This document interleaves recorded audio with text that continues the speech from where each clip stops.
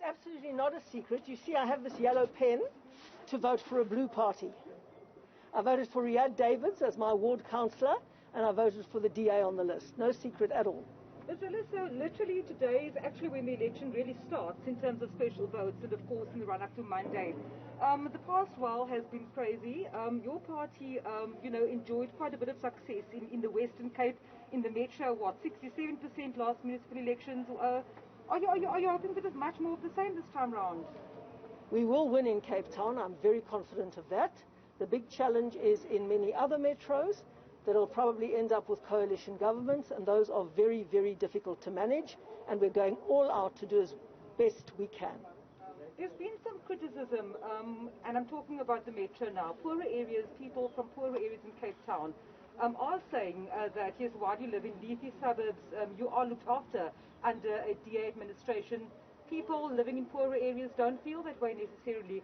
What can they look forward to for the next 5 years, if indeed the DA does succeed in terms of that majority you were talking about in Cape Town? I think it's very important to understand what people can legitimately expect from local government.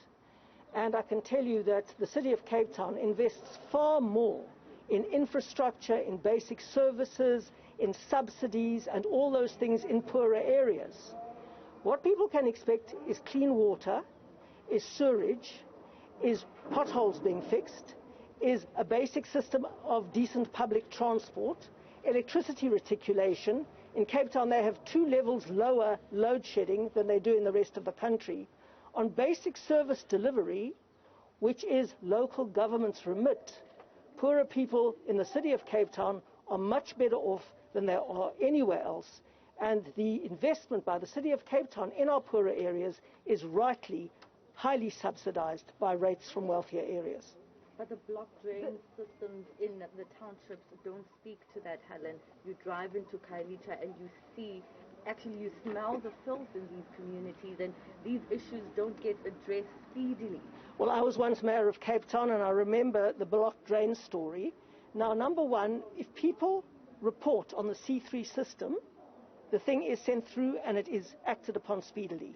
Now and again people phone me directly, I put it through on the system properly, and it's amazing how quickly it gets dealt with. And it's not because people know it's me, it's because I'm using the system. So the big challenge is to get people to call, to use the system, and to get the ANC councillors in those wards to be responsive. Obviously, if people had DA councillors, things would be much quicker for them because they would get the responsiveness that I require from my DA councillor. So the bottom line is that if you have a good councillor, you have very rapid response. Also, people must understand that drains are not places that you can put anything that you don't want anymore. Babies' nappies, old car tires, different parts. You can't use drains as disposal vehicles. And that is the big, big problem that we have in many communities in Cape Town, that people see a drain as a useful disposal mechanism, and when the rain comes, in any event, if there's litter lying around, it all washes into the drain and blocks it. Ms. Zille, Western Cape has been firmly in the control of the Democratic Alliance the past decade or so. This municipal election, is this a sort of stepping stone to something bigger come the next national election in terms of the DA's plans for running more than just one province in South Africa? Well, you know, in the end, voters get the government they deserve. And if people want to vote in a corrupt, thieving bunch of looters, a criminal syndicate, then it's up to them. Obviously, the DA would always very much like to win in various provinces and nationally, but in a democracy, the voters get the choice. Helen, you've expressed your unhappiness with the IEC. Can you please go through that again? Well, I have said that in this election process, the IEC has not particularly distinguished itself.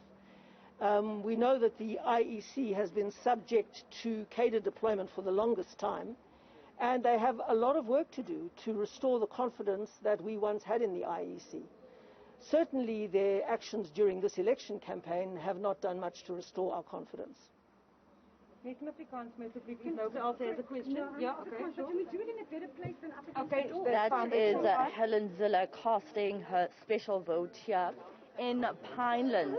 You heard her expressing her unhappiness with the system and as far as the IEC is concerned, and how they are very hopeful to continue retaining this particular province, which is the only province governed by the Democratic Alliance, and there are hopes to actually win other provinces in South Africa, part of their bigger plan. You might have known, of course, that she spent much greater part of her time in the Eastern Cape, in Gqeberha, going out there into communities, persuading voters to bring in the Democratic Alliance. They call it the blue machine here in Cape Town, persuading people in the Eastern Cape to vote for the Democratic Alliance.